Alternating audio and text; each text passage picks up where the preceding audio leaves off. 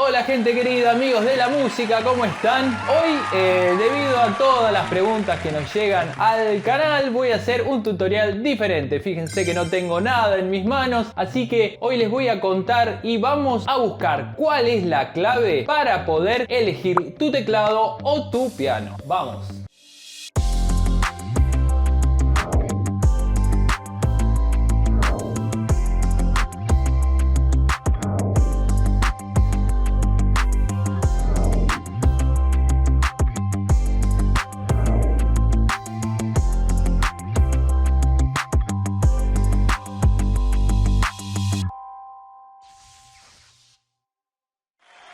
Bueno gente, antes que nada quiero agradecer a Javier, un suscriptor que esta semana se contactó, como pueden hacer ustedes, se contactó con nosotros ya que encontró en la descripción nuestros datos y nos mandó un WhatsApp queriendo conseguir el piano que vio, el Artesia PA88 que había visto en el tutorial. Ustedes también lo pueden hacer, así que si quieren conseguir alguno de los productos que nosotros hemos hecho tutoriales o alguno que todavía no, pueden mandarnos un mensaje o llamarnos por teléfono.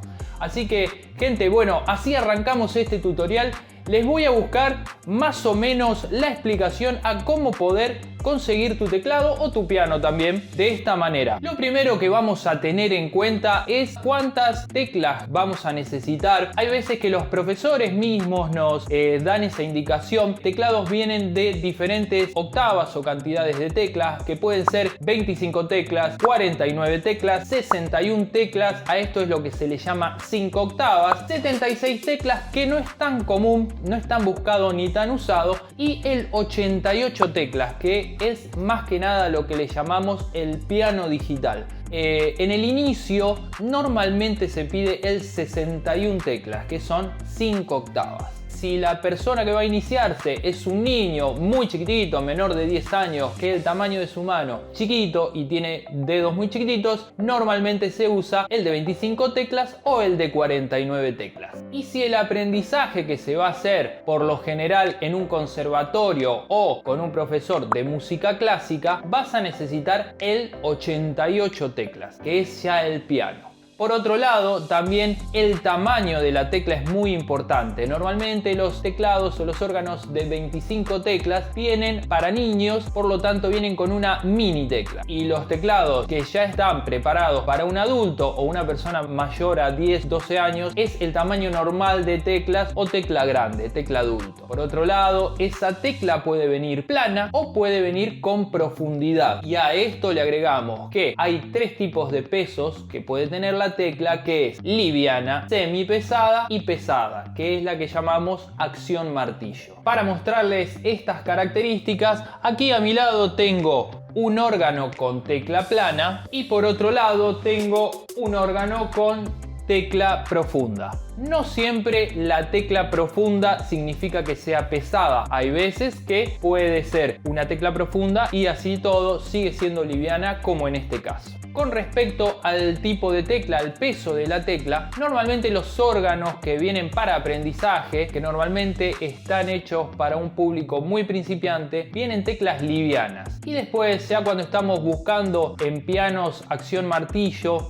88 teclas, esta tecla pesada, lo que hace es simular el peso de una tecla real de piano. Esto por lo general se pide en los conservatorios o también los profesores lo piden cuando están enseñando a tocar música clásica, ya que necesitan que la mano, los dedos tomen fuerza y se vayan acostumbrando al peso de un piano real. Otro punto importante al momento de elegir este órgano o este teclado es la sensibilidad, algo que muchos profesores lo piden desde entrada y muchos que no. Nosotros siempre aclaramos antes que nada el tema de la sensibilidad. Hay mucha diferencia en valores normalmente entre un órgano que trae sensibilidad y uno que no. Por lo tanto, si vas a comprar el más económico, lo más probable es que no tenga sensibilidad. Y esto es importante al momento de hacer matices. Lo que logra la sensibilidad es que vos, cuando estás digitando, según con la fuerza que ejecutes el golpe sobre la tecla, el volumen va a ser mayor o menor. Y después sobre esto también hay varios tipos de sensibilidades. hay órganos que te dan la posibilidad de elegir entre 3 o 4 sensibilidades diferentes. Entonces vamos resumiendo. Primero, preguntales cuánta cantidad de teclas vas a usar, si la tecla que tenés que usar es chica o grande, si necesitas que la tecla tenga peso o no, y si necesitas que sea sensitivo o no sea sensitivo. Ahora vamos a pasar a las prestaciones digitales que vos tenés que saber al momento que vas a comprar tu teclado. Esto incluye los bancos de ritmos que vayas a usar, si los vas a usar, qué tipo de ritmos, qué tipos de sonidos. Por ejemplo, también aplicaciones que vos, hoy en día los nuevos órganos, los nuevos diseños están preparados para conectarse con el Play Store y bajarte aplicaciones que funcionan en paralelo con el teclado. Ya lo vimos en la función Dance en el CTS 300 y también hay teclados que ya traen inclusive Bluetooth directamente para no tener que usar un cable conectado por el puerto USB. Directamente lo conectás por Bluetooth y usás funciones o vas leyendo cosas directamente desde tu celular. Otras de las funciones que se presentan, esto no es moderno, hace mucho tiempo que viene esta función, que es la función de lección. Por lo general a mí no me parece una función que sea demasiado importante, o por lo menos los profesores me han dicho que no es una función que sea realmente muy útil. No es que se pueda aprender cómodamente con una función de elección en el teclado. Inclusive muchos nos han preguntado en el canal si es importante que para aprender se iluminen las teclas. La verdad, gente, y me parece algo que podés visualmente seguir un poquito, pero no es algo que te vaya a dar mucha utilidad. Otra de las características que hoy en día está cambiando mucho sobre estos teclados digitales es el tipo de gabinete. En algunos momentos, en los 80, 90, los gabinetes eran grandes. Inclusive acá tengo un modelo de Medeli que tiene un gabinete de los tradicionales, de los años 2000, de los años 90. Pero después de eso, los teclados cada vez se fueron achicando más. Si vemos la serie CTK, ya la serie CTK es un poco más compacta, un poco más chica, y si vamos y vemos el modelo 700, ya los gabinetes se compactaron bastantes y los botones y todas las escrituras que venían, todo detallado sobre el panel, sobre ritmos, voces y todo lo demás, ya no está más. Solamente tenemos algunos botones desde donde podemos seleccionar todas las funciones que siempre trajeron, pero directamente seleccionándolos con un botón. Inclusive en los modelos CTS 300 ya viene con el panel digital, donde con la rueda vos vas seleccionando funciones y cambiando modos y todo lo demás, ritmos, voces, sensibilidades, efectos, todo desde el panel digital. Ahora vamos a hablar un poquito sobre los puertos de entrada y de salida que traen los teclados. Esto lo vemos normalmente en el panel trasero, que es donde podemos tener este tipo de conexiones. Normalmente está la ficha de corriente, que esto es en todos los teclados por lo general lo mismo, salvo algún Casio trae un conector un poco más pequeño. Recuerden siempre que van a comprar de pedir el transformador de corriente, porque normalmente casas del artículo del hogar o en las ventas online no envían el transformador de corriente, y esto es fundamental para no tener que gastar un montón de pilas descartables. Con el transformador de corriente vas a poder usarlo toda la vida sin tener que gastar más dinero. Vamos a encontrar también por lo general siempre una salida de auriculares. Una salida tipo plug normalmente es 3,5, que es la más chiquitita, eso casi siempre está, y después encontraremos en algunos casos, cada vez se ve más seguido, el puerto USB. En algún momento el puerto USB estaba viniendo más cuadrado y un poquitito más grande, tipo puerto de impresora, y ahora está viniendo el mini USB, que es el que se usa en la carga del celular. Luego también podemos encontrar la entrada del pedal de sustain. Esto algunos teclados lo traen, otros no, así que es igual un pedal dentro de todo relativamente barato, que lo podés comprar en cualquier casa de música. Eso sí, averigua cuál es el que funciona en tu teclado, porque traen diferentes polaridades. Y hay algunos pedales que ya vienen preparados con un cambio de polaridad que lo podés usar en las diferentes marcas. También pueden tener salida out de sonido que puede salir en mono o en estéreo. Esto es por si querés usarlo en vivo, conectarlo a una consola o a una placa de sonido. Y antiguamente también venían con salida MIDI, que era un conector redondo que tenía 4, 5, 6 pines. Ya cada vez se ve menos también. Esto fue reemplazado por el puerto USB. Cumplía más o menos la misma función. Hablando un poco de pianos digitales, las diferencias que vamos a encontrar, ya como dijimos, normalmente son 88 teclas, que es para poder tocar piezas de música clásica. Y además la característica principal de los pianos es esto del peso de la tecla. Normalmente vienen teclas pesadas, pero a veces no. A veces, para economizar, si no llegás con tu presupuesto, vienen también teclas semi pesadas, que en nuestros reviews creo que en algún momento hicimos un Kurzweil que tenía teclas semi pesadas. Y vienen teclas livianas de piano también. Lo ideal, si ya que te estiraste con tu presupuesto para llegar a un piano digital, trata de comprar el tecla pesada, ya que ese es el que vas a necesitar en definitiva al fin de tu aprendizaje o para seguir tocando. Esta acción martillo es una de las características más importantes por la que tenés que averiguar. Y después lo que tienen los pianos es que no traen tantos ritmos o sonidos como los órganos portátiles, ya que están enfocados a otro tipo de enseñanzas. Por lo tanto, cuando vayas a buscar pianos y veas los sonidos, vas a ver que tiene 10, 20 sonidos, 30 sonidos. Es porque específicamente no están hechos para otro tipo de enseñanza y otro tipo de aprendizaje. Los pianos digitales pueden tener diferentes sensibilidades en sus teclas. También pueden ser híbridos o digitales, que significa que los sonidos híbridos fueron tomados o grabados en un estudio de grabación de pianos reales, y los digitales fueron generados por medio de sonidos de computadora. Y por otro lado, a tener en cuenta con respecto a los pianos, recordá que el tamaño y el peso del piano digital es bastante mayor a un teclado portátil. Si el uso que le vas a dar es transportarlo seguido, no es tan recomendable un piano digital. Es bastante más pesado que un órgano y es bastante más largo, por lo tanto se te va a hacer, hasta inclusive te digo que en la mayoría de los autos normales de puerta a puerta no te entra de ancho, así que ten en cuenta eso. Simplemente podés fijarte detrás mío que tengo un piano digital y fíjate la diferencia con los órganos. Son casi 2 órganos portátiles, un piano digital. Por último les voy a contar, gente, cuál es la clave para elegir el teclado. ¿Cómo te decidís? ¿Cómo te definís al momento de decir lo encaro, lo compro o no?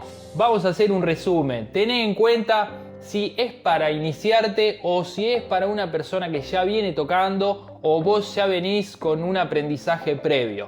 Más que nada eso, para elegir el tipo de tecla, la cantidad de sonidos, el tipo de teclado que vas a encarar. Sobre la calidad de sonido, más que nada si lo vas a usar para tocar en tu casa para aprender o lo pensás para tocar en vivo. Si te vas a meter a tocar en una banda o pensás hacer grabaciones, ahí es donde influye la calidad de sonido.